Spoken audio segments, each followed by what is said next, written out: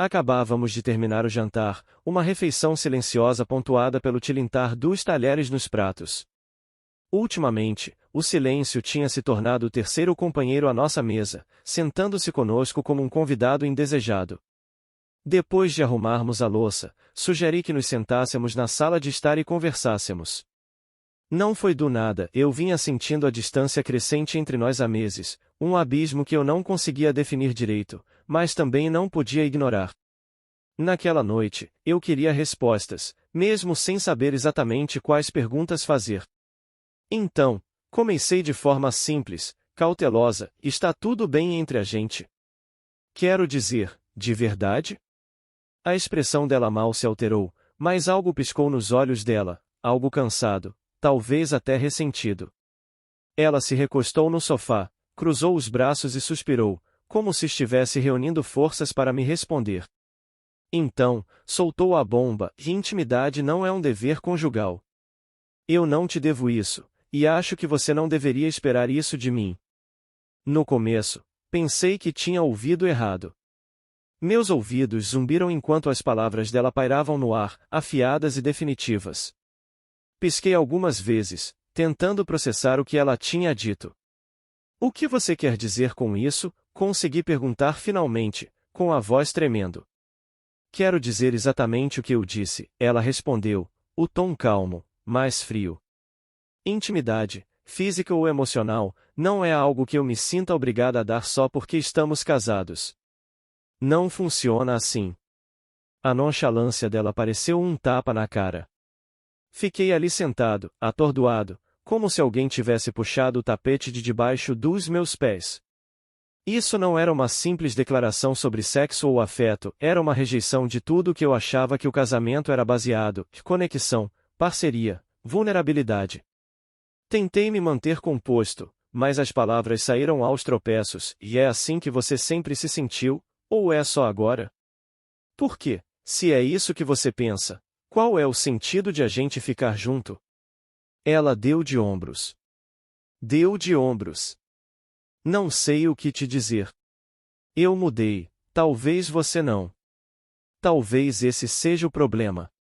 A displicência casual dela acendeu algo em mim, e raiva, mágoa, confusão, tudo misturado em uma tempestade que eu não conseguia conter. Você mudou. O que isso quer dizer? A gente deveria crescer junto, não se afastar. E você acha que tá tudo bem decidir sozinha que a intimidade não importa mais? A expressão dela endureceu. Não é como se você fosse um santo nesse relacionamento. Quer apontar o dedo? Vá em frente, mas não finja que foi o marido perfeito. Isso não é só sobre mim. Isso doeu mais do que eu esperava. Claro que eu não era perfeito. Tinha cometido erros, pequenos, eu achava, como esquecer aniversários ou me perder no trabalho. Mas nada do que eu fiz parecia justificar isso. Queria discutir, revidar, mas meus pensamentos estavam uma bagunça. Percebi que nem sabia há quanto tempo ela se sentia assim. Quantas noites ela foi para a cama fingindo que tudo estava bem, enquanto secretamente saía do nosso casamento. Quantas vezes eu ignorei os sinais. Fiquei ali sentado em silêncio, lidando com o peso das palavras dela. Ela não parecia interessada em preencher o silêncio. Em vez disso, se levantou, murmurou algo sobre estar cansada e subiu as escadas, me deixando sozinho com meus pensamentos. Fiquei no sofá por horas, revivendo a conversa na mente, dissecando cada palavra, cada dar de ombros, cada olhar indiferente. Não conseguia escapar da sensação de que algo fundamental entre nós tinha se quebrado, talvez de forma irreparável. Isso não era só sobre intimidade, era sobre o que devíamos um ao outro como parceiros, sobre o que significava compartilhar uma vida. E se ela realmente acreditava que não me devia nada, nenhuma conexão, nenhum esforço, nenhuma vulnerabilidade, então o que a gente estava fazendo? Naquela noite, o sono não veio fácil. Fiquei acordado, olhando pro teto, me perguntando se aquele era o momento em que nosso casamento tinha acabado de verdade. Na manhã seguinte, sentei à mesa da cozinha, tomando um café que já tinha esfriado há muito tempo. A noite não trouxe clareza, só mais perguntas. Sabia que não podia deixar as coisas como estavam. Se as palavras dela da noite anterior eram verdadeiras, se ela realmente acreditava que intimidade e conexão eram opcionais, eu precisava saber o quão profundo era isso. Era a verdade dela, ou só uma parede que ela construiu para proteger algo mais? Ela desceu por volta do meio da manhã, parecendo calma, até indiferente, como se a bomba que soltou na noite anterior não tivesse deixado sequelas. Isso, mais do que qualquer coisa, me enfureceu. Como ela podia estar tão inabalada? A gente precisa conversar, eu disse, com a voz firme, mais firme. Ela suspirou, os ombros caindo enquanto pegava um copo d'água e se encostava no balcão. Imaginei que você diria isso. Tá bom, fala. Eu não queria explodir. Queria respostas. Respirei fundo. O que você disse ontem à noite, era isso mesmo que você sente? Que intimidade não faz parte do casamento, que você não deve nada pra mim nem pro relacionamento. Ela colocou o copo na mesa e cruzou os braços, o olhar inabalável. Eu quis dizer o que disse. Não acho que seja algo que deva ser esperado como um dever. E, honestamente, sinto que é nisso que você tem se focado ultimamente. É exaustivo. Exaustivo? Repeti, incrédulo. Você tá me dizendo que tentar me conectar com minha própria esposa é exaustivo? Você tá se ouvindo? A expressão dela mudou ligeiramente, os lábios se apertando. Você não entende. Você acha que isso é só sobre sexo, mas não é. É sobre como eu me sinto nesse casamento. Você quer intimidade, mas o que fez para criar isso? Acha que aparecer e dizer umas coisas legais de vez em quando é suficiente? Não é. As palavras dela me acertaram como um soco no estômago. Por um momento, não soube como responder. Então, você tá dizendo que isso é culpa minha? Que eu sou o motivo de você ter decidido me excluir? Estou dizendo que não é tão simples quanto você pensa, ela rebateu. Você não escuta, não percebe quando eu tô sofrendo, e agora quer transformar isso numa discussão moral sobre obrigações conjugais, como se você tivesse direito a algo de mim. A raiva que eu tentava conter finalmente explodiu. Quer falar de direito? E o fato de que eu tô aqui tentando, enquanto você tá desligada há sabe-se lá quanto tempo. Como isso é justo? Ela não piscou. Justo? A vida não é justa, e o casamento também não.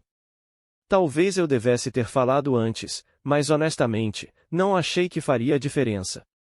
Essas palavras doeram mais do que qualquer outra. Ela não achava que faria a diferença. O que isso dizia sobre como ela me via, sobre nós? Por que você não me contou? Exigi, a voz subindo. Por que não disse algo antes de chegar a esse ponto? Você pensou no que isso faria comigo, com a gente? Ela olhou pro lado, o maxilar apertado. Talvez eu não soubesse como, ou talvez tivesse medo. Mas a verdade é que a gente não tá feliz há muito tempo. Eu só fui corajosa o suficiente para admitir. As palavras dela pairaram no ar, pesadas e sufocantes. Queria discutir, revidar, listar todas as formas como tentei fazer as coisas funcionarem.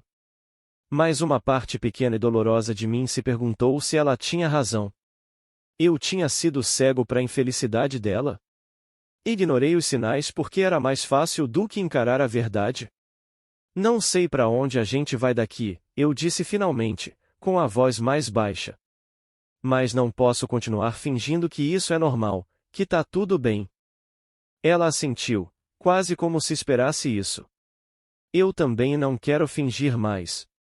E com isso, a conversa acabou, deixando um silêncio mais alto do que qualquer briga que já tivemos. Depois daquela confrontação, a casa parecia um vazio, silenciosa e pesada com a tensão não resolvida. A gente seguia nossas rotinas num estado de desapego, mal falando a menos que fosse absolutamente necessário. Ela parecia contente em continuar assim, mas para mim, cada momento quieto era um lembrete gritante de que as coisas estavam desmoronando ao nosso redor. Não conseguia largar as palavras dela, a frieza, a forma como ela parecia tão certa de que nada podia ou devia mudar. Uma noite, depois que ela foi para a cama, me peguei sentado na beira do sofá, olhando para a luz fraca da sala de estar. O tic-tac do relógio de parede era o único som. Meus pensamentos eram implacáveis, girando por cada discussão, cada momento que nos trouxe até aqui. Eu ficava me perguntando, como chegou a esse ponto? Como a gente se perdeu? Comecei a reviver nossos primeiros dias, tentando identificar onde as coisas mudaram. Lembrei como a gente ria junto, como não conseguíamos tirar as mãos um do outro no começo. A gente sonhava em voz alta, planejando viagens, falando do tipo de futuro que queríamos construir. Essas memórias pareciam de outra vida, outra versão de nós que não existia mais. E então, comecei a notar as rachaduras que sempre estiveram lá, rachaduras que ignorei porque não queria encarar a possibilidade de que a gente não fosse tão forte quanto eu pensava. As brigas que varríamos para debaixo do tapete, as noites em que ela parecia distante, mas eu me convencia de que era só cansaço, as pequenas formas como paramos de nos esforçar. Uma a uma, elas se somavam. Eu tinha falhado com ela? Tinha estado tão envolvido no meu mundo que não vi ela se afastando? Ou ela simplesmente desistiu de mim sem me dar chance de consertar? As perguntas me corroíam, e quanto mais eu pensava, mais percebia que tinha sido cúmplice no nosso declínio. Mas então outro pensamento surgiu, mais quieto, mais doloroso, e talvez não fosse só sobre o que eu fiz de errado. Talvez isso não fosse algo que eu pudesse consertar. Casamento, eu sempre acreditei, era sobre lutar um pelo outro, mas parecia que eu era o único ainda disposto a lutar. Tentei imaginar como seria a vida se as coisas continuassem iguais. Eu ficaria bem com um casamento sem amor, desconectado? Poderia viver assim, sabendo que ela não me via mais como parceiro, só como alguém dividindo o mesmo teto? A resposta era clara e me aterrorizava: não, eu não podia viver assim. Fiquei acordado aquela noite, olhando para o escuro, tentando descobrir o que fazer em seguida. Sair parecia uma traição, como admitir derrota, mas ficar parecia uma morte lenta e certa. Pela primeira vez, comecei a aceitar que isso talvez não terminasse em reconciliação. Isso talvez terminasse em adeus. O pensamento trouxe uma mistura estranha de emoções, e luto pelo que perdemos, raiva pela forma como ela parecia descartar tudo com facilidade, e medo do que viria depois. Mas também havia uma faísca de algo mais, algo que parecia quase alívio. Talvez eu finalmente estivesse pronto para parar de me agarrar a algo que não se agarrava a mim. Talvez fosse hora de encarar a verdade, por mais dolorosa que fosse. O peso dessa percepção se instalou sobre mim enquanto eu sentava no silêncio da nossa casa, uma casa que não parecia mais nossa. Pela primeira vez em muito tempo, me permiti imaginar como seria a vida se eu escolhesse a mim mesmo, se escolhesse me afastar da versão de nós que já tinha ido embora. E, por mais aterrorizante que fosse, esse pensamento parecia um pequeno passo necessário rumo a algo que eu não sentia há anos, e liberdade. Na manhã seguinte àquela noite longa e inquieta, algo mudou dentro de mim. Acordei com uma sensação estranha de clareza, como se o nevoeiro da incerteza finalmente começasse a se dissipar.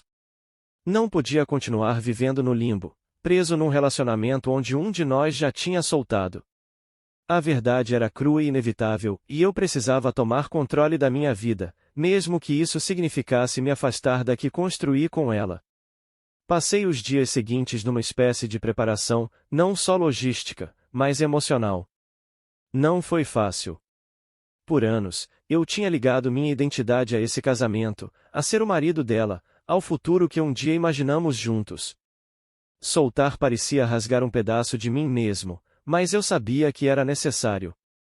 A parte mais difícil era aceitar que isso não era só sobre as palavras ou ações dela, era sobre o espaço que criamos entre nós, um abismo que nenhum esforço da minha parte poderia superar se ela não quisesse me encontrar no meio do caminho. Eu não podia consertar o que ela não queria consertar, e não podia continuar sacrificando minha felicidade, meu senso de identidade, só para manter a ilusão de um casamento. Comecei devagar. Falei com um amigo próximo, alguém em quem confiava para me dar conselho honesto sem julgamento. Foi a primeira vez que disse as palavras em voz alta: acho que vou deixar ela. Ouvi-las tornou real, tangível. Meu amigo não tentou me dissuadir, em vez disso, escutou, assentindo em apoio quieto, um contraste gritante com o caos na minha mente. Daí em diante, comecei a me preparar para a conversa inevitável.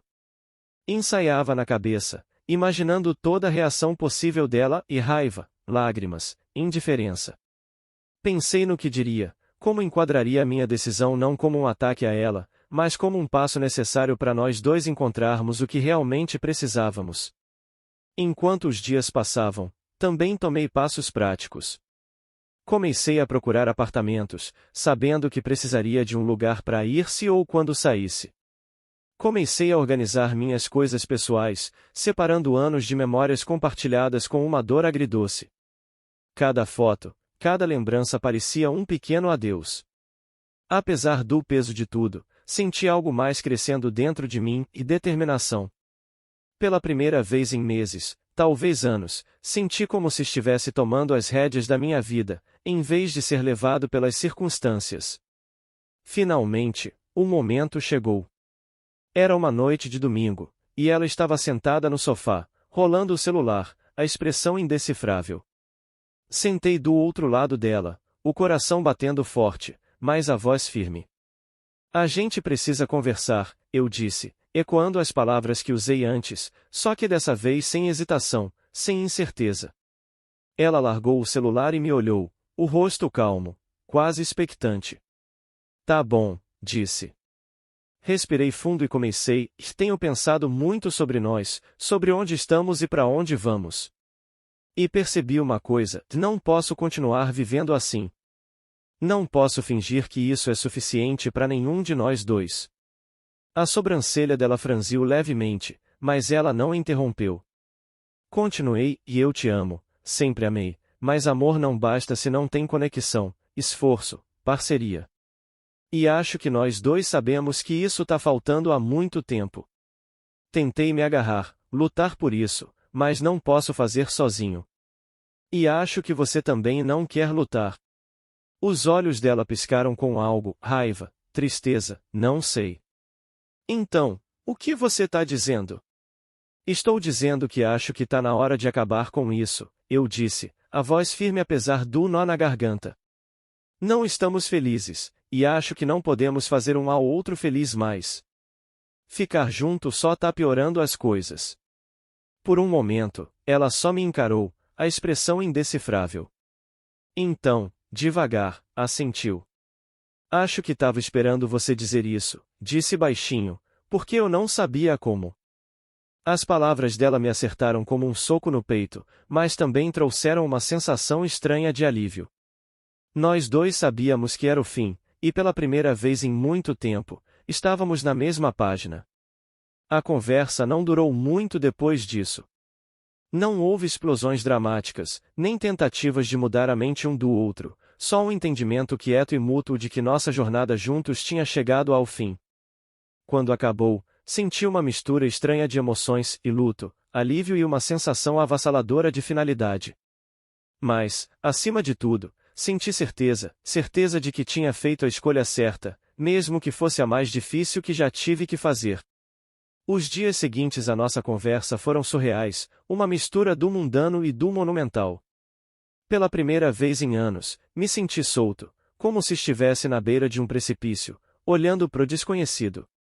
Concordamos em levar as coisas devagar, resolver a logística sem pressa pro caos, mas mesmo com esse entendimento mútuo, a casa parecia mais pesada, cada espaço compartilhado carregado com o conhecimento de que em breve deixaria de ser nosso. O primeiro grande passo veio quando encontrei um apartamento. Era pequeno, um contraste gritante com a casa que construímos juntos em São Paulo, mas parecia certo. Era meu. Assinar o contrato foi uma experiência estranha, uma mistura de empoderamento e dor de coração. Não estava só assinando por um novo lugar para morar, estava assinando o fim da vida que compartilhamos. Arrumar as malas foi a parte mais difícil. Cada objeto que pegava parecia carregar uma memória. As canecas de café que compramos num impulso durante uma viagem de fim de semana, a foto emoldurada do nosso casamento, o cobertor que usávamos para nos abraçar durante noites de filme, quando ainda nos tocávamos sem hesitação. Tive que fazer escolhas deliberadas sobre o que levar e o que deixar para trás. Com cada caixa que empacotava, sentia como se estivesse desmontando a vida que construímos juntos, peça por peça. Uma noite, enquanto separava uma pilha de livros, ela entrou no quarto. Ela tinha me dado espaço, não por bondade, mas porque nenhum de nós sabia mais o que dizer. Mas naquela noite, sentou do outro lado de mim, o rosto suave, quase vulnerável. Você tem certeza de que é isso que quer? Perguntou baixinho. Olhei para ela, surpreso com a pergunta. Por um momento, hesitei, não porque duvidasse da minha decisão, mas porque vi a dor nos olhos dela, um lampejo de arrependimento que não estava lá antes. Acho que não é mais sobre o que eu quero, eu disse finalmente. É sobre o que a gente precisa. E acho que nós dois sabemos que esse é o único caminho. Ela assentiu, o olhar caindo pro chão. Queria que não tivesse que ser assim. Eu também, eu disse, e era sincero. Mas desejar não mudava a realidade. Os dias seguintes passaram num borrão de logística, dividindo móveis, discutindo finanças, desatando os fios das nossas vidas compartilhadas. Não foi tão contencioso quanto temi, mas também não foi fácil. Houve momentos de tensão, momentos em que feridas antigas ressurgiram, mas conseguimos navegar sem deixar as coisas virarem amargura. Na noite antes de eu me mudar, sentei sozinho na sala vazia, cercado pelos ecos de uma vida que não parecia mais minha. Ela estava lá em cima, e pela primeira vez em semanas, não senti o peso da ausência dela. Em vez disso, senti uma sensação estranha de fechamento. Quando a manhã chegou, não prolongamos o adeus. Ela ficou na porta enquanto eu carregava a última caixa pro carro. Se cuida, disse, a voz quieta, mas firme. Você também, respondi. E foi isso. Sem despedida dramática, sem lágrimas, só duas pessoas reconhecendo o fim de algo que um dia significou tudo. Dirigindo embora, pareceu que eu cruzava um limiar. Ficava olhando pelo retrovisor, vendo a casa ficar menor e menor até sumir. Por um breve momento, senti o peso do luto me pressionando, mas logo foi substituído por algo mais leve. Não estava fugindo da vida que construímos, estava caminhando rumo a algo novo, algo que eu poderia construir sozinho. A primeira noite no meu novo apartamento foi diferente de tudo que já vivi. As paredes estavam nuas, os quartos quietos de um jeito quase assustador, e minhas coisas espalhadas em pilhas desorganizadas. Não parecia casa, parecia uma sala de espera para o que viria depois. Sentei na beira da cama, olhando para o espaço desconhecido, e pela primeira vez desde a decisão de sair, o peso da solidão apertou forte no meu peito. Não havia passos acima de mim, nem o zumbido familiar de outra pessoa se movendo pela casa. Era só eu. Achei que me sentiria liberto, e de certa forma me sentia, mas essa liberdade vinha com uma dor, um lembrete vazio de tudo que deixei para trás. Os dias seguintes foram uma montanha-russa de emoções. Algumas manhãs, acordava me sentindo esperançoso, até animado com as possibilidades à frente. Outros dias, mal conseguia sair da cama, a finalidade da minha escolha afundando como um peso de chumbo. Rolava o celular por instinto, querendo mandar uma mensagem para ela, compartilhar algo engraçado ou pedir opinião sobre algo banal, mas me parava toda vez. Esse capítulo estava fechado. O trabalho virou uma espécie de consolo estranho. Me dava estrutura, um motivo para sair do apartamento e interagir com o mundo. Mas até lá, sentia a ausência da minha vida antiga. Colegas que sabiam da separação pisavam em ovos no assunto, as tentativas desajeitadas de apoio só me fazendo sentir mais exposto.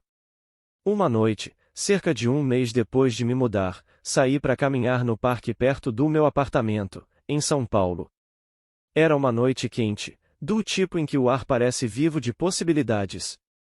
Famílias riam, casais passeavam de mãos dadas, e corredores passavam com determinação focada. Sentei num banco, vendo o mundo se mover ao meu redor, e algo clicou. Por tanto tempo, fiquei preso numa narrativa onde minha vida girava em torno do nosso casamento, o que tinha sido, o que virou e o que perdi quando acabou. Mas naquele momento, percebi que não era definido por aquele relacionamento. Eu ainda estava aqui, ainda respirando, ainda capaz de construir algo novo. Essa percepção não apagou a dor, mas a suavizou. Abriu espaço para algo mais e esperança. Devagar, comecei a me focar em mim mesmo de formas que não fazia há anos. Me inscrevi numa aula de culinária, algo que sempre quis fazer mas nunca tive tempo. Reencontrei velhos amigos, pessoas de quem me afastei durante o casamento. Até comecei a escrever num diário, despejando meus pensamentos no papel para tentar entender tudo. E então, um dia, acordei e percebi que me sentia mais leve. Não foi uma mudança súbita e dramática, só uma virada quieta e constante. O apartamento começou a parecer casa, o silêncio que antes me assombrava virou uma fonte de paz. Uma noite, enquanto desempacotava uma caixa que ignorei por semanas, encontrei uma foto velha nossa. Era dos primeiros dias, quando tudo parecia effortless e cheio de promessas. Olhei para ela por um bom tempo, lembrando quem éramos naquela época e quem viramos. Não senti raiva nem arrependimento, só gratidão pelos bons momentos que compartilhamos. Foi aí que soube que estava pronto para soltar de verdade, não só dela, mas da versão de mim que estava atada àquele casamento. Eu não era mais a mesma pessoa, e isso estava bom. O futuro ainda parecia incerto, mas pela primeira vez em muito tempo, também parecia aberto. Não sabia exatamente para onde ia, mas sabia uma coisa com certeza: estava seguindo em frente, passo a passo, rumo a uma vida que era inteiramente minha.